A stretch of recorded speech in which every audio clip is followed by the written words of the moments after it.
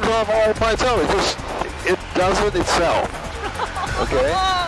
Yeah, you're right there with me though.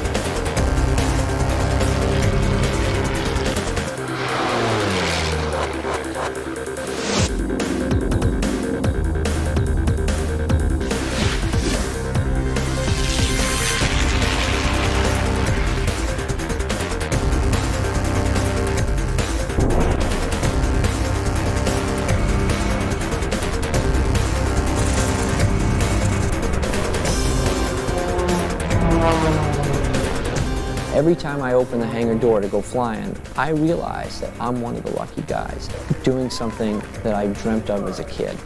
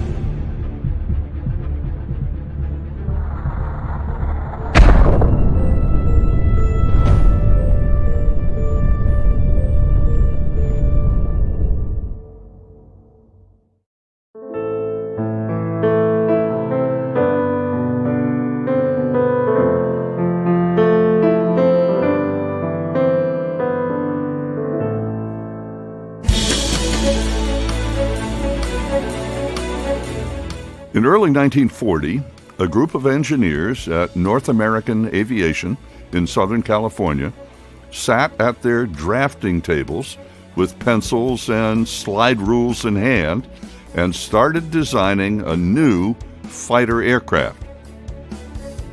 Just 120 days later, they test flew the prototype of their creation, the P-51 Mustang, the best propeller-driven fighter of all time. It had it all: power and speed, range, altitude, and maneuverability, the qualities needed to escort bombers over Germany in World War II, protect them from the Luftwaffe, and return safely to their bases in England and Italy. The challenge and mission was to confront and destroy Nazi Germany. Thousands of pilots flew the Mustang, but many of them had a second mission. They were African American pilots and had to fight two wars at the same time, one against the enemy in Europe, the second to fight racism, segregation, and social injustice at home. Those African American air crews became known as the Red Tails.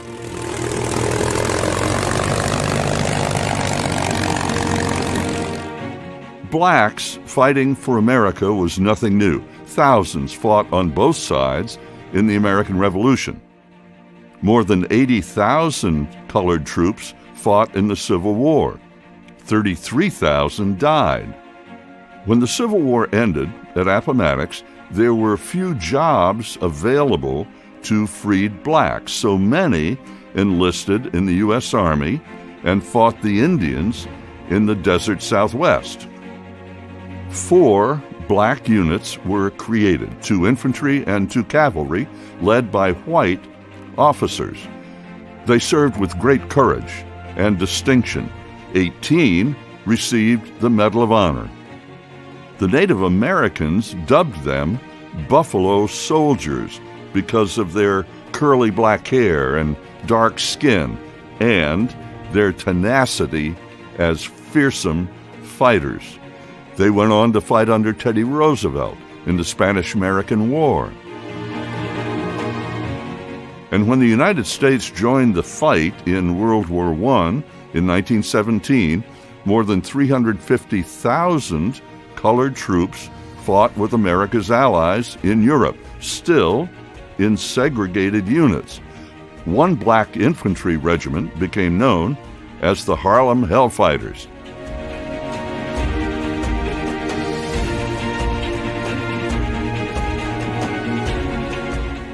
And 171 of those soldiers received the French Legion of Honor for distinguished meritorious service. 1 American soldier received the Medal of Honor. On February 19, 1919, after the war ended, the returning units marched up Fifth Avenue, and when they reached Harlem, the marching band broke into playing ragtime.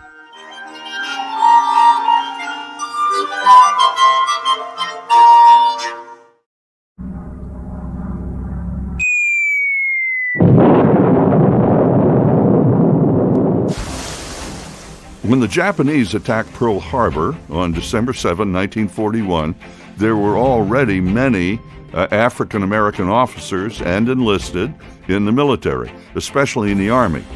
But the Pentagon said that colored men were, quote, of inferior mentality, had smaller brains, and were unfit for combat, unquote. Therefore, were not fit to become pilots. Well, undaunted, hundreds, then thousands of young colored men enlisted and applied for pilot training. The government finally relented and created pilot and crew training for African Americans at Tuskegee Army Air Field in Alabama, near the Tuskegee Institute, which had been created by Booker T. Washington. By war's end, The program had produced nearly 1,000 fighter and bomber pilots and 14,000 navigators, bombardiers, and support staff. 4 squadrons of P-51 Mustangs became the most famous of those crews.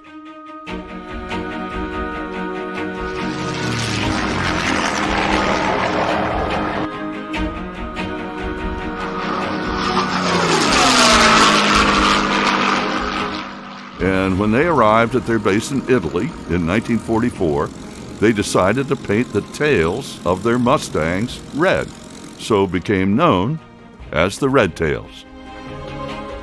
That group, the 332nd Fighter Group, served with great distinction, flying bomber cover and attacking Nazi targets in Germany, Austria, and the Balkans. They flew the longest escort mission of the war for the 15th Air Force in an attack on Berlin on March 3, 1945, 1,600 miles.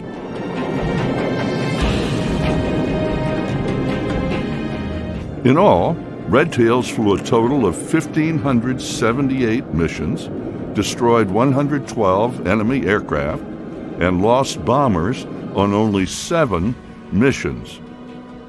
Red Tail pilots earned 96 Distinguished Flying Crosses, 14 Bronze Stars, 744 Air Medals, and 8 Purple Hearts. 84 lost their lives. 2 Red Tail heroes join us today. George Hardy, Lieutenant Colonel, United States Air Force, retired. His wings were pinned on in September 1944. He flew 21 combat missions in the Mustang over Europe. He went on to pilot 45 B-29 missions over Korea, and later became a KC-97 refueling squadron commander. In Vietnam, he flew 70 missions as aircraft commander of the AC-119 gunship. He retired in 1971. Hardy is a command pilot. His decorations include the Distinguished Flying Cross with Valor, the Air Medal with 11 oak leaf clusters, the Commendation Medal with an oak leaf cluster, and more. Charles McGee, Colonel, United States Air Force, retired. Eagle Scout, 9th in his high school class of 436. After 2 years at the University of Illinois, he enlisted. His wings were pinned on June 1943. He flew 139 combat missions in the Mustang over Europe, shot down a Focke-Wulf 190.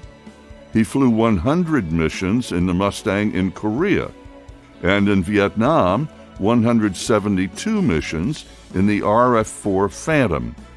McGee is the only American pilot to have flown more than 100 missions in each conflict, World War II, Korea, and Vietnam. He holds the record, which will never be broken, of flying, of all pilots, the most combat missions in 3 wars, World War II, Korea, and Vietnam, 409 missions. After his 30-year career commanding at all levels, he retired in 1973. His decorations include the Legion of Merit with oak leaf cluster, the Distinguished Flying Cross with 2 clusters, the Air Medal with 25 clusters, the Bronze Star, the French Legion of Honor, and many more. He is an inductee of the National Aviation Hall of Fame.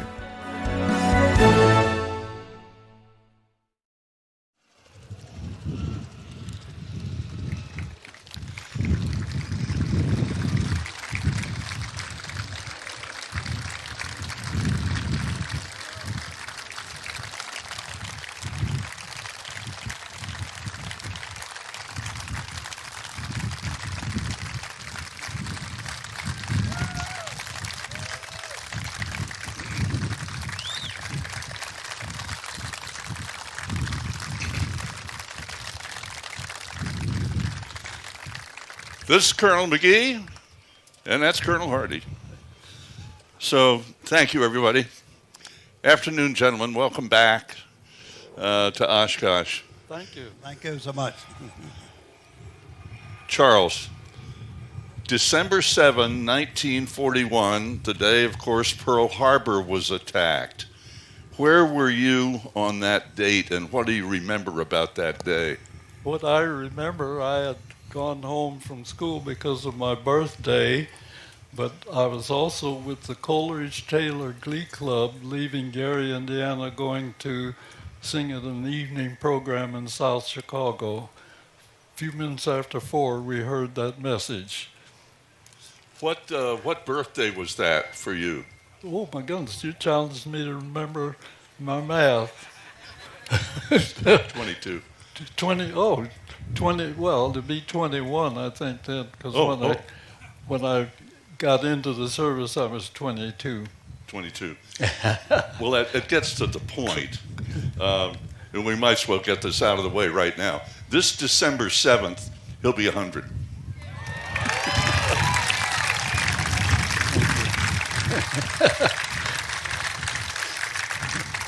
And George, you're the youngster here in the group. I'm only 94. 94. Yeah.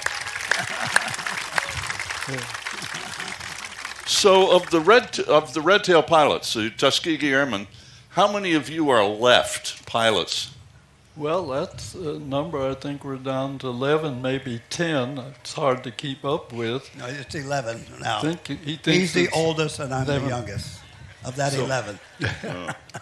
Before Pearl Harbor hit, before that happened, what are your memories at your ages at the time, the attitude, the mood in the country before Pearl Harbor hit? What was happening in your lives? Well, all I can remember is that I had parents and grandparents that go to high school, go to college, and really wasn't aware of that 1925 War College that said I was a subspecies of the human race. Yeah, right.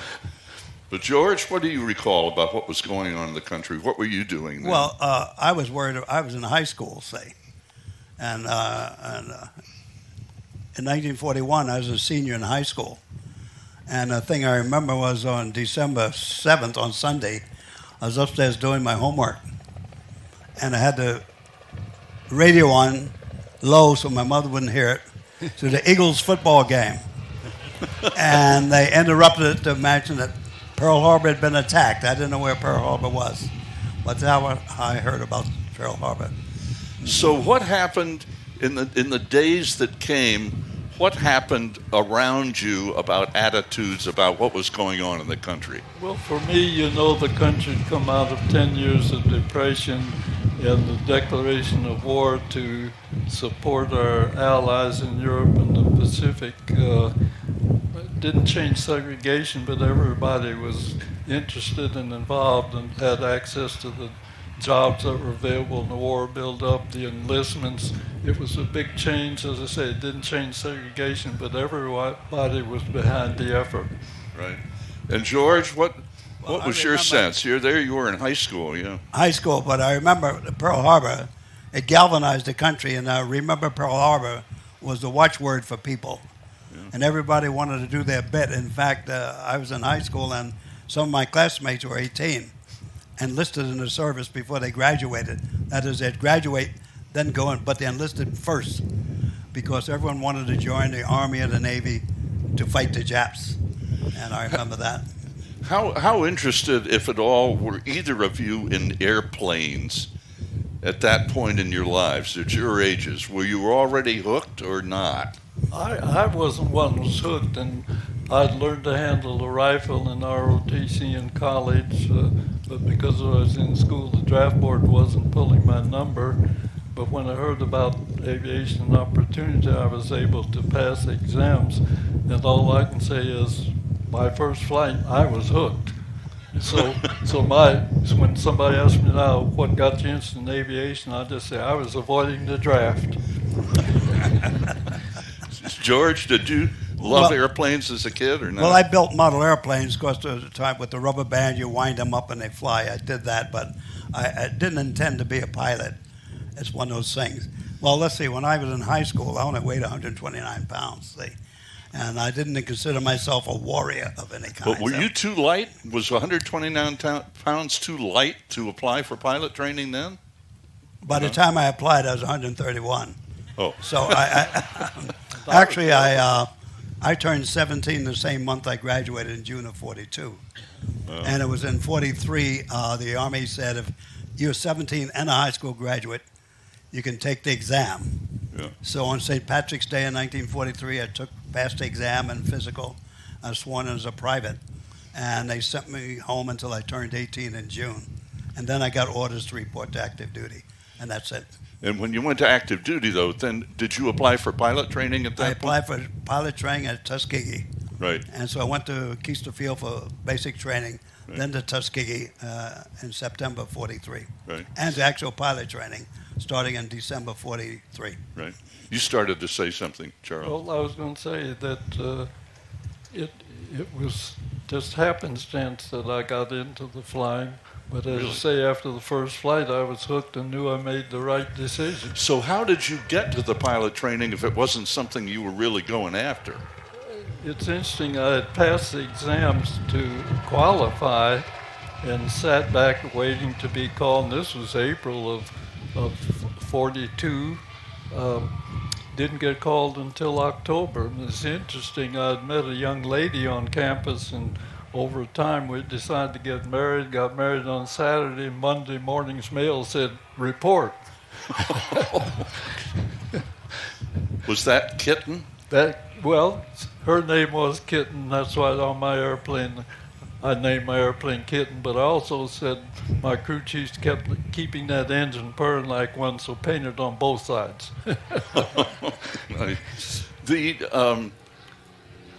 We heard in the video, speaking of Mustangs, we heard in the video about that study that was done by the War Department, about Negroes, and saying they were unfit, they were cowards, they were unfit for combat.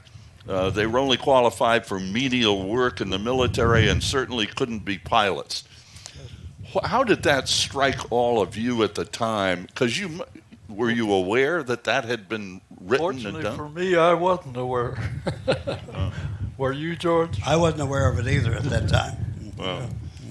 But you applied for pilot training, knowing, as you did, your life of segregation and injustice and all of that.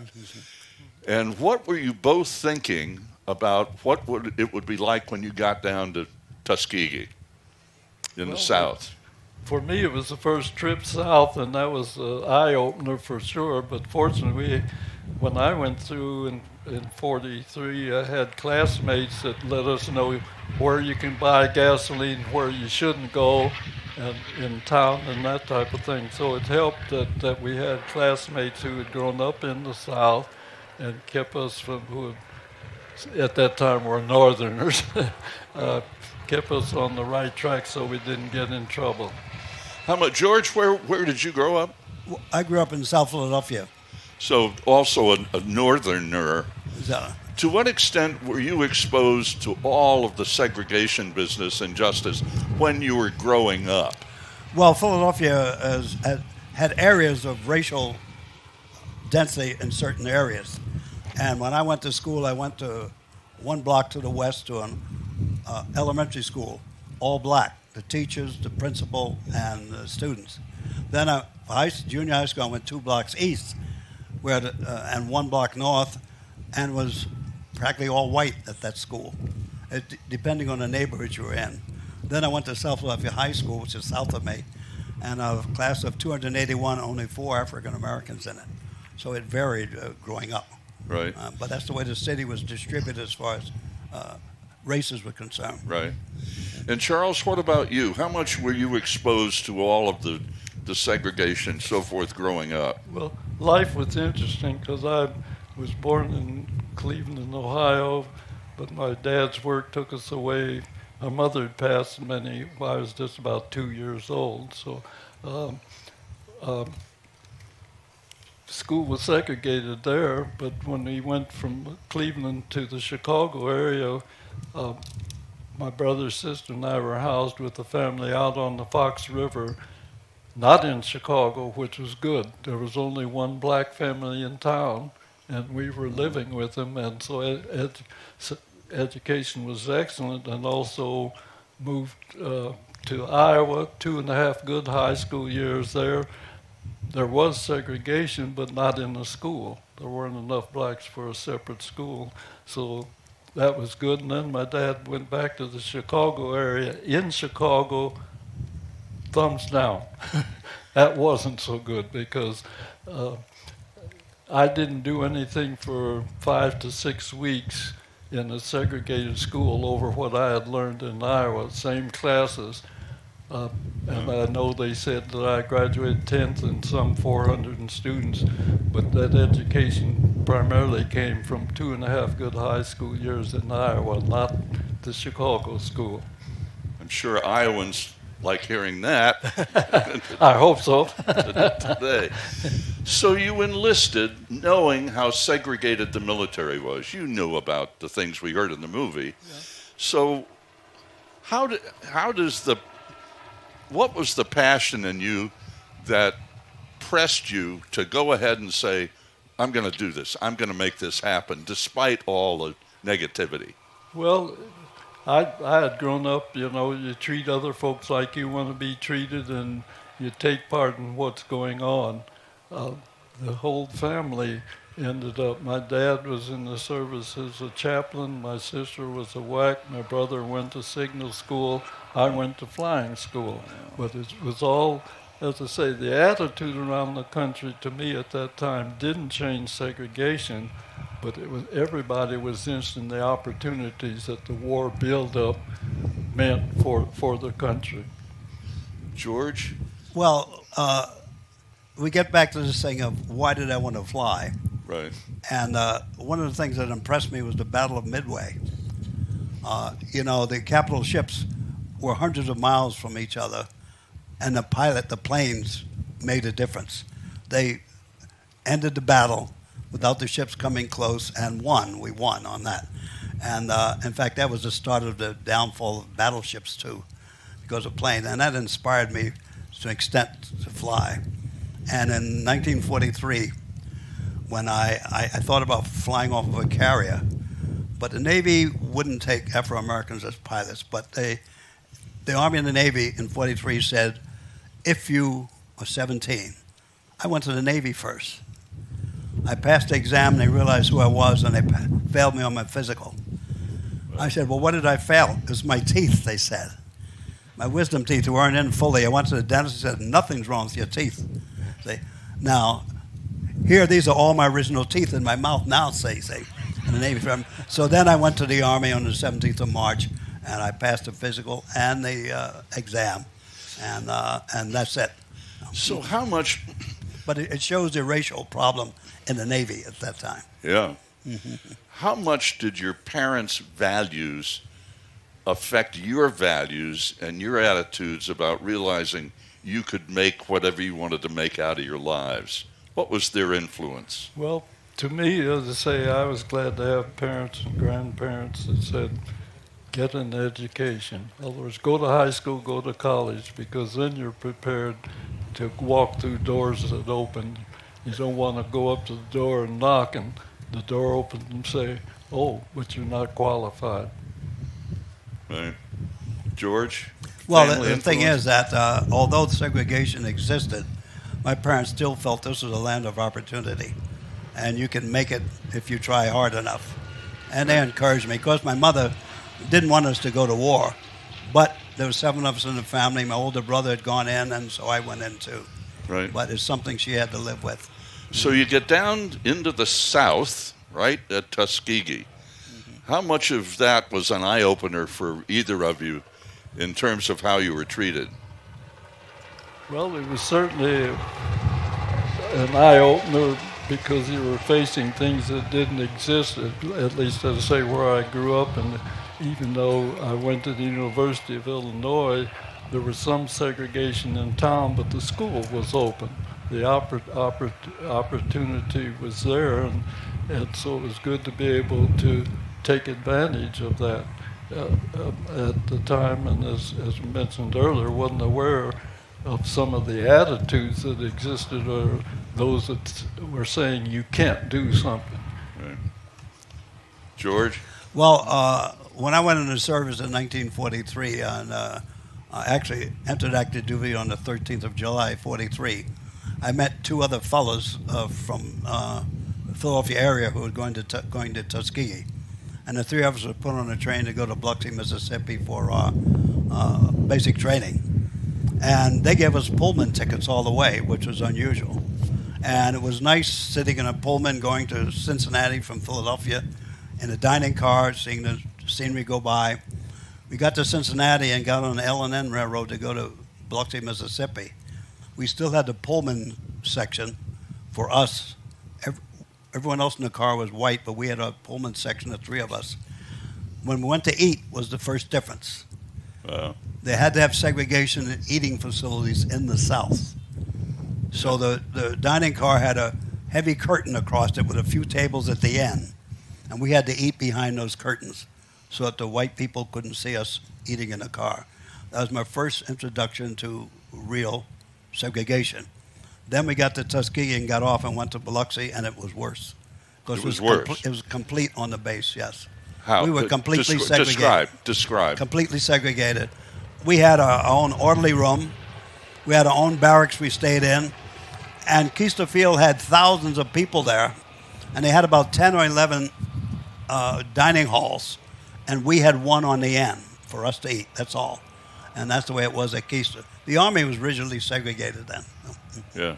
Army and the Navy, all the whole military, yes. So you're in basic primary, right? You're in primary, flying. No, this is basic training. Basic training. That is learning to be a soldier. Right. Using weapons and things like that, the Yeah. ground troop. Everybody in the Army goes through that. Right. So you get to primary pilot training, though. What are you flying?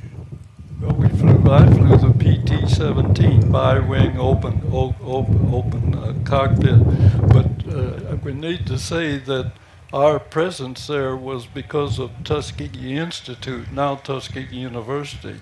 The city of Tuskegee and their sheriff wasn't a friend.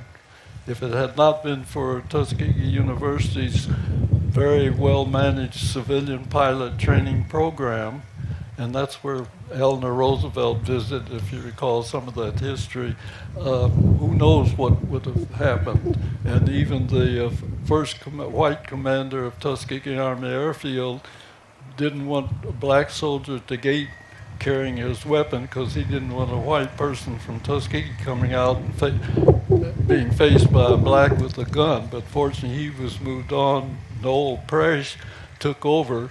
He didn't change segregation, but he believed in the opportunity and did everything to keep things smooth and continuing.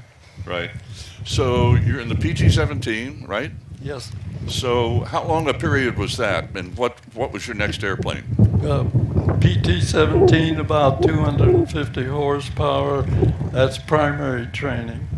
Basic training was the BT-13, closed cockpit, a few more instruments, and you learned a few more things about flying. And the advanced training at that time was the AT-6, another couple hundred horsepower in your strength. But even along the way, somewhere there you learned night flying, you learned instrument flying, and then in the final phases you learned combat performance in the aircraft. Do you remember your first solo? Yes and no. Do you, George? Not really. Not really. It was so long ago. No. What about when you were winged, when they pinned your wings on? Well, I just wonder what that experience meant to you, that's all.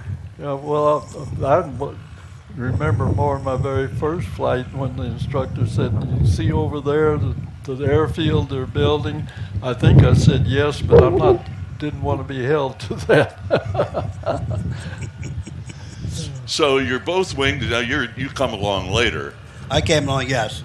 Yeah. He graduated in 43. I graduated in 44. 44. September 44. We were chatting inside about Benjamin Davis and Chappie James. Yes. both African American leaders for sure. Where were they in that whole process, and how important were they to African Americans being able to fly? Well, Chappie James was an instructor in Tuskegee Institute Civilian Pilot Training Program. And they were all, of course, civilians, and I was in part of my training. They wanted them to come on active duty, and they wanted to stay as civilians.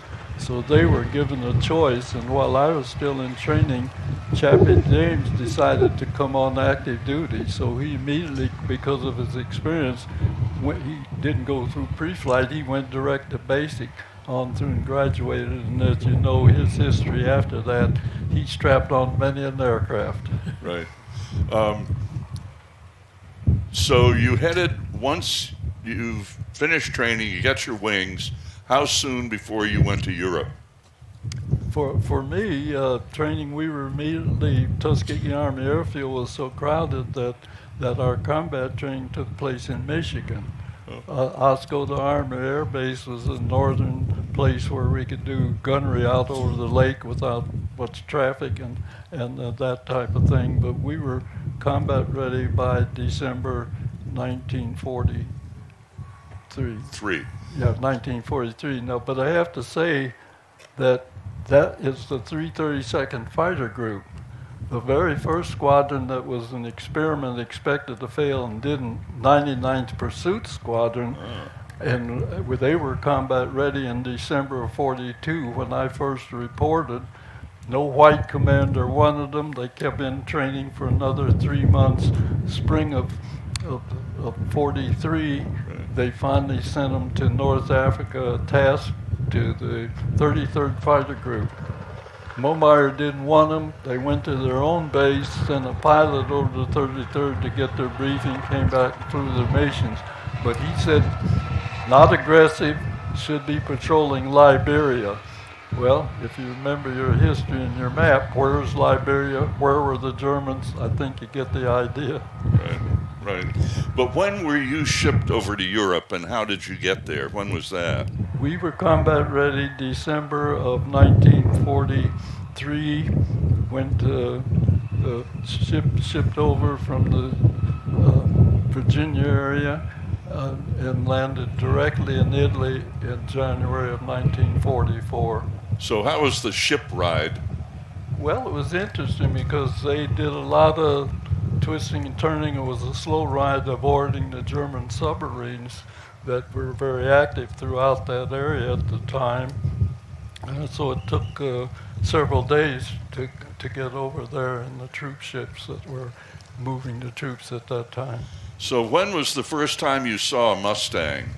When you arrived in Italy, what were you expecting to fly? Well, things get interesting when you look at the history, because I say the 99th was told they ought to do some patrol work. 332nd Fighter Group was combat ready in the P-40, and they said, oh, you are going to do some patrol work, and we switched before leaving the States to the P-39 Bell Airacobra. We patrolled Naples Harbor and the waterways to the Anzio beachhead at the same time. The 99th, after they had moved out of Sicily into Italy, were doing the interdiction and ground support. And really it was over the Anzio beachhead that they shot down in a few days' time over a dozen German aircraft. So it was a matter of opportunity. But shortly after that, the 332nd Fighter Group was one of 4 groups picked to begin the escort work to protect American lives, because every bomber that was lost on the missions meant usually 10 American lives, and that's why the escort work began.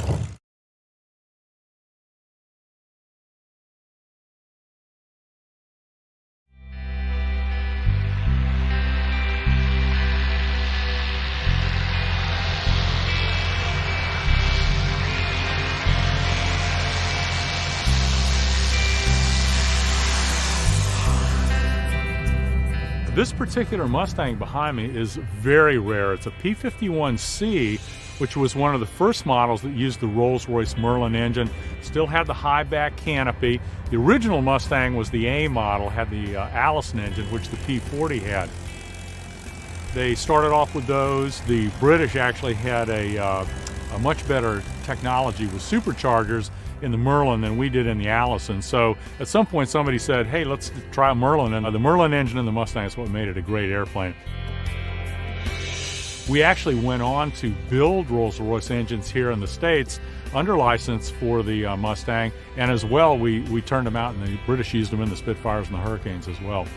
As I said, this is a very rare airplane. There's only maybe 4 or 5 original early airframes with the Merlin on the planet. This particular one is the only one that currently flies right now. So we feel very privileged to have that in the collection.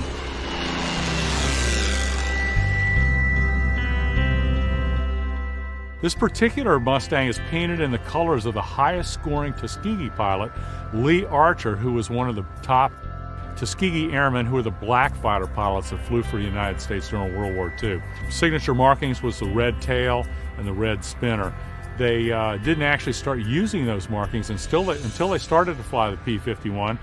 Lee was the highest scoring pilot, and I've had the opportunity to meet him. He was out actually when I did some of the test flying in California when the airplane got flying, and he's a great guy, and being associated with the airplane in the Tuskegee colors has introduced me to a lot of really great guys.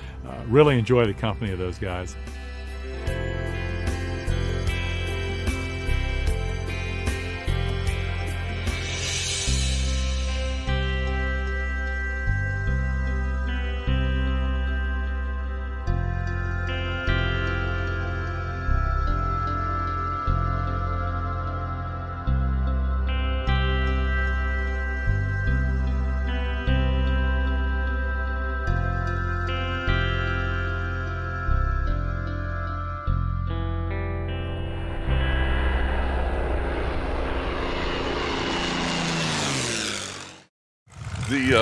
So when did they bring in the Mustangs?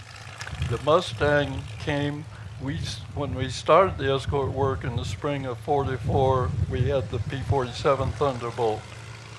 1st of July, all 4 squadrons were flying the P-51 Mustang. Now, when did the red tail business start? Where did that come from, and what was it? Because I was there before George. Well, Yeah. The red tail was really the fact that the 15th Air Force assigned colors to the tails of each squadron. Yeah. And our rudder was supposed to be painted red. Instead, we painted the whole rear end red and became known as a red tail. But all of the airplanes had on their rudder a different color. So you could Was that by find them in squadron the air. or? Well, By groups. the key was that 15th Air Force wanted the bombing groups to know that these aircraft suddenly showing up are there for protection, not German. So one group had a yellow tail, one had candy stripe, red and white, one had checkerboard, 332nd Fighter Group, red tail. Right. And it's if you got involved in combat or something, once you started to form up, you could see at a distance who your squadron mates were and join up. Right. And that was one thing. But the spinners of all 15th Air Force planes were all red also. So. I might say for the folks that are interested, if you notice here, red nose, red tail, but look behind the spinner, orange and red stripes here, yellow, and the orange or yellow, whichever one you call it, trim tab. We ended up with 4 squadrons, and the crew chief needed to know what aircraft is landing to be prepared to take care of them. So what's happened behind the spinner and on the trim tabs allowed the crew chiefs to be prepared to marshal on in. We had pier steel, plank runway, tent city on each side, the end of the runway. That was for their identification. What you see here happens to be the 302nd Squadron, the one that I was in. We had the yellow and red trim stripes. So you know, we heard red tails, and we in the movie applied. It sounded like only to the fighters, but the red tails applied also, right, to your bombers or not? No. Just the fighters. Just the the fighters. So that's why we say when you're just talking about red tails, you're only talking half of the outfit. The bombers didn't get into combat, but they really fought what the Pittsburgh Courier called double victory. We were fighting against victory against Hitler in Europe. We were fighting against racism here at home. And 101 of the officers of the bomb group actually were incarcerated for a period because the commander wanted to maintain segregation, although the Army had already said it should end. And the Red Tails did not apply to the 99th Fighter Squadron when they're flying P-40s. Because the Red Tails was assigned by the 15th Air Force. The 99th was in the 12th Air Force. And when we got to the 15th Air Force escorting bombers, the 15th Air Force assigned the color. And that's when we started the Red Tails. So when you were up escorting our bombers, to what extent did the bomber crews know that the Red Tails were Negro pilots? Most of them did not know. Many of them didn't even know till well after the war. There was one squadron or small group that, due to weather, landed at our base in Ramatelli, and for a few days before they could get back home. But that word did not spread. Segregation had gone overseas and was pretty well maintained. We did not go to the Isle of Capri to the officers' rest camp. We had our own camp in Naples and that type of thing. So most of those bomber crews, even on the same base, didn't know that they were being protected by colored fighter pilots. That's what many didn't know until well after the war. Wow. Is there any way you can really prepare for your first combat experience? Prepare for it? Yeah, how? No, they just sent you on the first mission, and that was it. Well, I mean mentally, emotionally for you. Training was good. I've often had youngsters say, were you scared? And I said, if you're scared, you're in the wrong business. Yeah. But we had excellent training, and so it was a matter of carrying that out, whatever your assignment may be. Describe one of your escort missions. What were they like? Well, the escort missions were, they were long to start with. And that's the reason I didn't go as long one as most of them. Like the mission to Berlin, I wasn't on that. That was the longest one we flew. Right. But I flew as a wingman. I was a second lieutenant and flew as a wingman on that.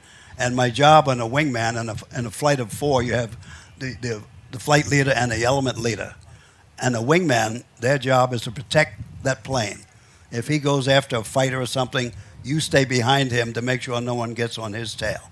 That's the job of the wingman, and that's how you learn what to do in combat. Yeah. So you both survived World War II? Yeah. Right? Yeah. Yeah. And move on with a few years. You decide to stay on active duty, Charles, and on to Korea. Yes. So what were you flying in Korea? I'd gotten over a couple of assignments in the States and ended up in the Philippines when the war broke out. And they grabbed P-51 pilots wherever you were because we didn't have our jets in place at that time. And two squadrons that had flown the 51 but had turned them over to the Philippine Air Force. They were flying F-80s. Two squadrons of the group there were immediately shipped up to Japan where they had 51s in storage and got. So my last flight in Europe was November 49, 1950. I'm going down the runway in Japan in the 51 again, and we flew missions out of Japan while they built the first strip inside Busan perimeter. Wow. And George, you left active duty and came back on, right? I got out in 46, went to NYU for 1 year. Right. And returned to active duty in June of 48.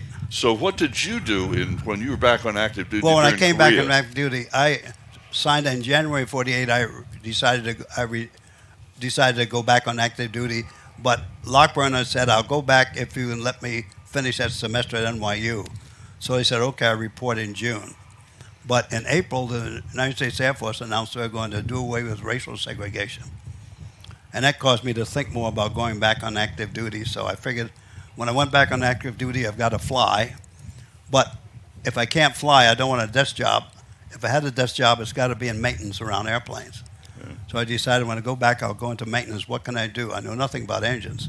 In fact, when I finished flying, I had never driven an automobile. So I didn't know anything about engines and things like that. So I decided to go into electronics because when segregation took place, integration, I wanted to fly the all-weather fighters, and I knew they had radar. So I asked to go to radar school, and they approved it, and I went there in September 50 for 50 weeks and came out knowing everything about radar, how to operate it and how to repair it, things like that, and became a maintenance officer. So, and you were but you went to Korea, yeah? Well, what happened was racial integration took place in the end of June 1949. The 332nd was deactivated, and within weeks, everyone at Lockburn received orders, Air Force bases all around the world. Well, I was still in school. I graduated in August, and I was shipped to the 19 Bomb Group on Guam as a maintenance officer, a B-29 outfit. And so I supervised the maintenance of electronics and long-range navigation equipment, but as a pilot. So I demonstrated I could fly the B-29.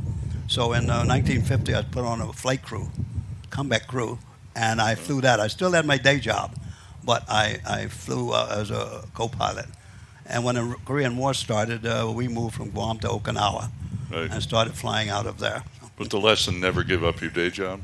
That's right. I had somewhat the same experience because just before integration, they said you need to do something else but fly, besides fly. And I also chose to go to weather school and intelligence. So I went to the maintenance course, officers course, and those, like George, much of my career then, although I actively flew 27 of my 30 years, many of my assignments are in the materiel and maintenance support. Oh. Now, you flew, 100 missions in Korea in the Mustang? In the Mustang, 100 missions, and then chose to go back to the Philippines to enjoy my overseas tour and got my first jet experience. What was that like?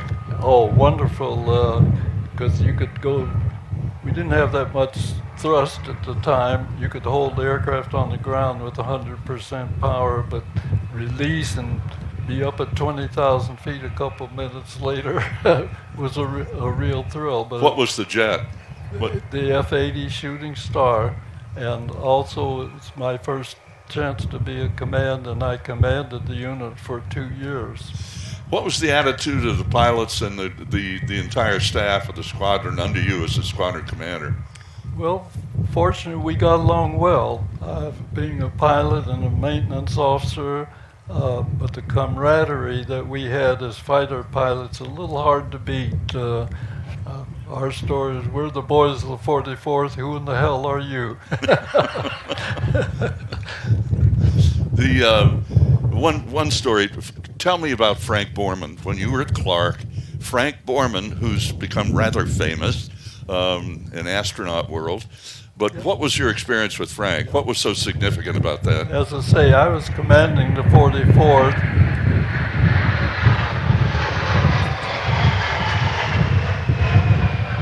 Frank was a second lieutenant and had been assigned in the command. He did some work for headquarters for a period and had come down to the squadron to, I think we were planning for being able to build up support for moving transport. He was assigned to do that type of thing, but he had a problem, and the flight surgeon had been taken off of flight status, and the flight surgeon wasn't helping because he said he didn't have his records. So fortunately, I was able to get with the flight surgeon and say, if we take him up, give him some flights and so on, you monitor, and it worked out. He got him back on flight status. So Frank and I have been friends ever since. The fact is, Frank Borman credits him with saving his flying career, which is pretty neat, for sure. Back in the States, when did you come back and become a base and or wing commander in the U.S.? Well, mainland? That's interesting because for many years after the Air Force integrated and closed Lockburn Air Base at that time, 1949, and we were scattered around the world. It was, I guess, like doors open at times. I had the other commands overseas, but not here at home. But in 1972,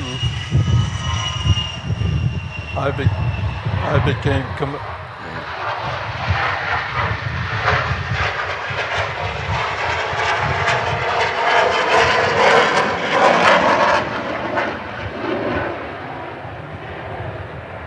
Would you like to go up and fly that? That's a great sound, but we can't compete with it. Right. Exactly. Right. Oh. So go ahead, sorry. Yeah, let's see, where was I? Command back in the U.S. Oh, yes. We got commands overseas that we weren't getting here at home. But when I became commander of Kadena Air Base and the 1840th Air Base Wing in 1972, that was the first stateside assignment at that level in the career since the closing of Lockburn Air Base.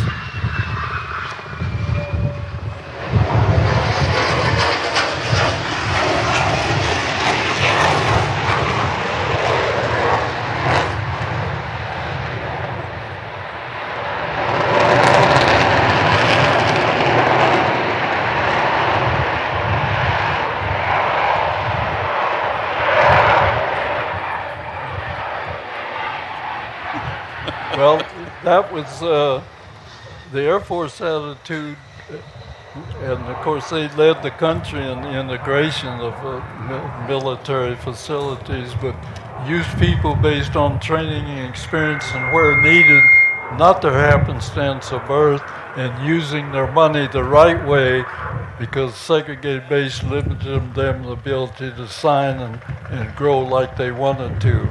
So that's what brought about the change. Good. Let's wait a second. We're about to be jetted again here. Just 1 second. F-22. I think.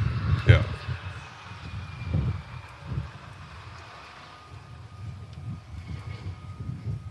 Oh. Is he touch and go, or is he landing? Wow. Yeah. Maybe he landed. Yeah, that'll be darn. Go ahead. You started? No, I finished, I think. Oh, that's good. But on to Vietnam. You had all this experience as a commander here in the stateside, and then Vietnam hits. What was that assignment when you get a command assignment there? Well, I always liked working with people, and of course, my experience besides just flying in the material and support area was a great opportunity, and one that I enjoyed because I like to work with people, and the attitude of accomplishing the mission, focus was there, couldn't beat it. How'd you like flying the F-4? F-4 was fine, but you know, technology is what it's all about. I got F-16 ride after I retired, and somebody said, "How do you compare the F-4?" I said, "You don't." but again, technology is the key to our advancement program, and I think unfortunately too many of our schools aren't giving that knowledge to our youngsters to be prepared for the future. Amen. George, Vietnam, you had earned, what, two engineering degrees by this point? Yes, I got 2 engineering degrees in the service, yeah. Uh-huh. But you're back on that. You're back in the combat Well, zone. they needed pilots in 119, which is an obsolete airplane, but they made a gunship out of it for Vietnam. Yeah. And they looked for pilots, and I was lieutenant colonel then. I was returned to the cockpit. Right. No, I hadn't flown for 7 years. I was still doing flight pay, but they said I must be ready, and so I got refresher course in 119 in end of 1969, and got combat training at Lockburn Air Force Base, still Lockburn then, and ended overseas with my combat crew in the 119 gunship. Our base was at Phan Rang in the southern part of South Vietnam. But when he got there, they took my crew away from me and gave it to a low-ranking officer. Now, all the airplanes, the squadron was at Phan Rang, but all the airplanes were at 2 forward operating locations, one at Udon, Thailand, and one at Da Nang. And I became the commander of the detachment at Udon for about 3 months, and then I moved to Da Nang. And that's why I served as commander of the detachments over there, 119th gunships. And it was a good gunship, I thought. We had 4 miniguns out the side, but 2 20-millimeter Gatling guns, that's 6 barrels, firing a large 20-millimeter shell. And they could fire up to 100 shells a second out of those 6 barrels. And we had 11 people on the crew, and the person who fired the guns was the pilot flying the airplane. Because you had the guns were fixed, and you had to aim the airplane. So the pilot had a gun sight right here, and you had a crosshair with the guns were bore sighted out so many yards out, and we'd fly at night. And the infrared operator would pick up targets, trucks basically, and his crosshair would show up there, and the pilot had to get in the firing circle. If the firing circle was right, all shells would be, as you go around, in this area right here. And they would destroy any trucks in that area. And you have to get in what they call the firing circle.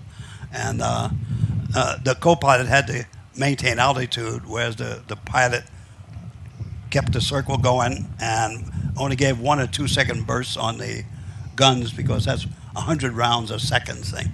And that could get any truck if you were aimed properly. Charles, you look back on your Air Force career. What has this meant to you? Excuse me, to George. Well, it meant a lot. Well, my career is, I had 3 careers in the service. As a pilot, then I got maintenance, and a good portion of my career was maintenance when I got to SAC, Armament Electronics Maintenance. And I worked in maintenance on B-36s, which is the biggest airplane we ever had. And then I went to Limestone, Maine, up there, but from there in 55, I went to Institute of Technology for 2 years and received a Bachelor of Science in Electrical Engineering. And then I went to Japan for a good tour of 3 years, and then to New York, Plattsburgh, where I became a commander of an Armored Electronic Maintenance Squadron, and that's when they took me on flight status for. Right. I got my flight pay, but I had to be ready to go back.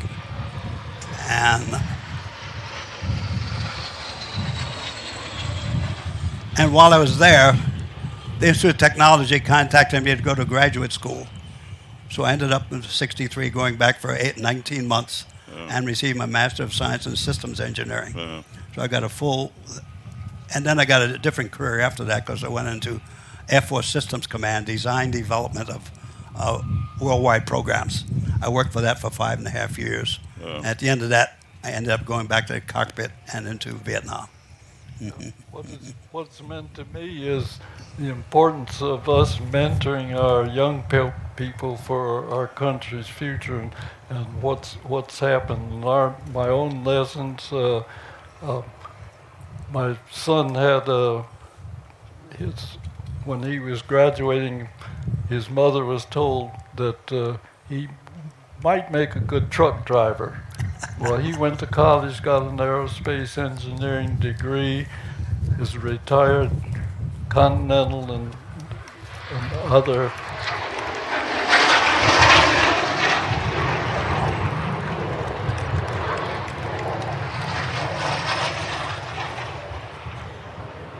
So that was, repeat that, what your son went to, repeat that? My son was told he'd make a good truck driver, but he got an aerospace engineering degree, became an airline pilot after some Air Force service, retired with over 31,000 hours, and now is an instructor for Boeing and the Dreamliner, the 787 and 777. But part of that experience, I can remember when I wanted to get out of military flying and go commercial, they didn't want me or women. It took some lawsuits to change that, but by that time I kept getting good assignments, and I say I was still flying, so it's thing. But I think what's important and what I gained from that is that how we mentor our youngsters for our country's future, and we need to all be about that. Ladies and gentlemen, Charles McGee and George Hardy.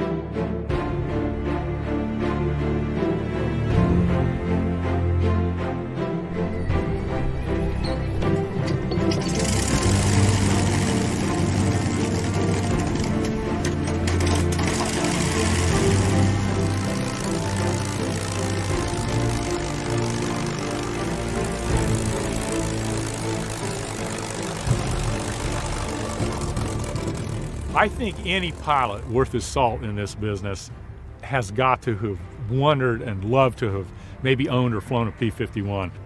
Just the sound, if nothing else, from the outside of the airplane gets the air show spectators and anybody within earshot of the airplane. It's the most phenomenal engine propeller combination I believe that was ever built.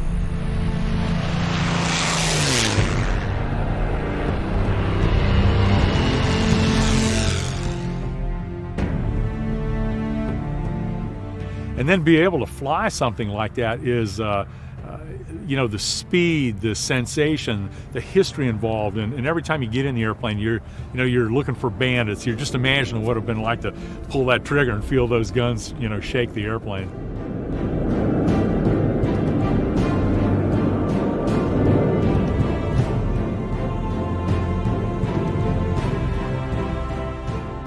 It's a great thrill to fly the airplane, and very few of us have had the opportunity to have done that, so I feel very privileged.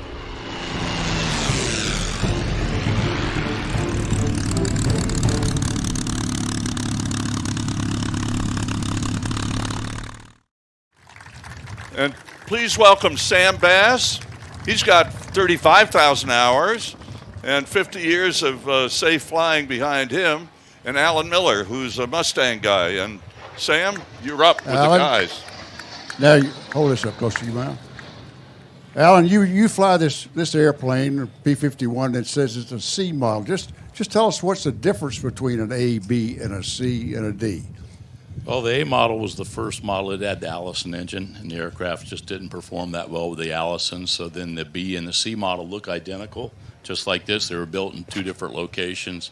That's when they introduced the Merlin engine. That's what gave the aircraft its performance, where it could go deep into Germany and escort the bombers. The D model is sort of the iconic Mustang that everyone's used to. You see the majority of the Mustangs here have that canopy that you can see out of. So if you look at this beautiful airplane, the C model, you see we call it a fastback. It just slopes down behind the glass. And these guys, some of them have told me that it was about 5 or 7 knots faster, the C model was, than the B model. But the thing I don't like about it is you can't see out of it as good. A D model, you've got great visibility. This airplane, you can't see quite as well. Okay, give us a little the specs on this, the engine horsepower, range, whatever. Of course, has an extended range. Yeehaw. 1,490 horsepower, 1,650 cubic inch Rolls-Royce Merlin. They were built in the United States by some of the car manufacturers.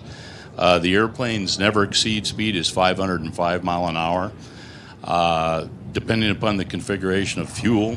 This one's got a little jump seat where the fuel tank was behind the pilot. They also carry drop tanks, so depending upon how much fuel they had, but they were the first ones that could go all the way deep into Germany with the bombers and stay with them. Part of that's because of the engine, this slim frontal area compared to an air-cooled engine like a P-47 has a lot more drag. The laminar flow wing, which is really, really nice, and also this scoop under the bottom, that's where the coolant system is. So it's just like your car. It's got a radiator, liquid coolant, and then the exit door in the back, and it was a genius design, created about 150 pounds of thrust, the hot air exiting out the back of that, in addition to what the engine did. So an amazing airplane designed by North American. What was a typical armament you'd have on the airplane? This one's got 450s, and the D model has 650s, and they would sometimes carry bombs. If you look at some of the D models out here, they have shackles underneath the wing. We've got a C model over there that's actually got beer kegs underneath the wing that they used to cool the beer. Oh, yeah, we saw that. Yeah, that's not quite standard. But. Well, out of all the airplanes that were built, approximately how many are still flying over the world? I think there's probably around 150 flyable Mustangs, probably 15 or so of the B and C models. They're pretty rare, and 1 or 2 A models. Okay, now this particular airplane, give us a little history of it as far as its restoration and the paint job. Okay, it's pretty much a volunteer effort. Redtail.org, you guys can go online there and learn a lot about this airplane, but we have a 53-foot travel trailer that goes around the country, tells the story of what these wonderful men here went through during the war and after, and we try to inspire children with that. We go to schools and air shows. The airplane's very original inside. We've got a couple updated things in it. It's been through a lot of trials and tribulations, but we use the principles that we try to instill with these children in the schools: rise above, aim high, don't quit, those types of things, and we keep it going as a volunteer organization. Obviously, you don't do this for a living. You're a Delta pilot for a living, so this is a love of flying these airplanes. And tell us just, basically, you've done it right now, what it means to you to fly these to these different events and have the people come up and look at it. A lot of it's education, to remind the younger people what these gentlemen and others did for us, not just the pilots, but the ground crew as well. The sacrifices they made during the war, the freedom we've got now, and how we need to protect it. We're trying to use the example of them to tell the children, give them some good role models. Some of the highlights are when you get to take one of these guys up flying. Harry Stewart, he's here at the air show. James Harvey's here at the air show. They both were two of the three guys that won the 1949 Top Gun competition. And the entire thing was swept under the carpet by the Air Force. I flew Harry in Atlanta about 3 years ago, and it was incredible. He flew the hell out of the airplane. It was amazing. I had to rein him in a little bit, but he was fantastic. And we came back, and I think both of us teared up a little bit. It was incredible. And Alexander Jefferson's a good buddy of mine. He flew his last flight ever in a Mustang over his hometown of Detroit in the back seat of this. So that makes all the time we spend on the road worthwhile. Must be kind of like riding a bicycle. You never forget, right? These guys don't forget. No, they don't. They hadn't flown in 30 years. They put them in the They back could probably get it in and say, well, that instrument doesn't belong there. It belongs down here. Exactly. Yeah, we Well, can't Alan, turn our back on them because they'll get it fired up and go. All right. Thanks a lot, Alan. We really appreciate it. Thanks. And thanks a lot for coming. We really appreciate it.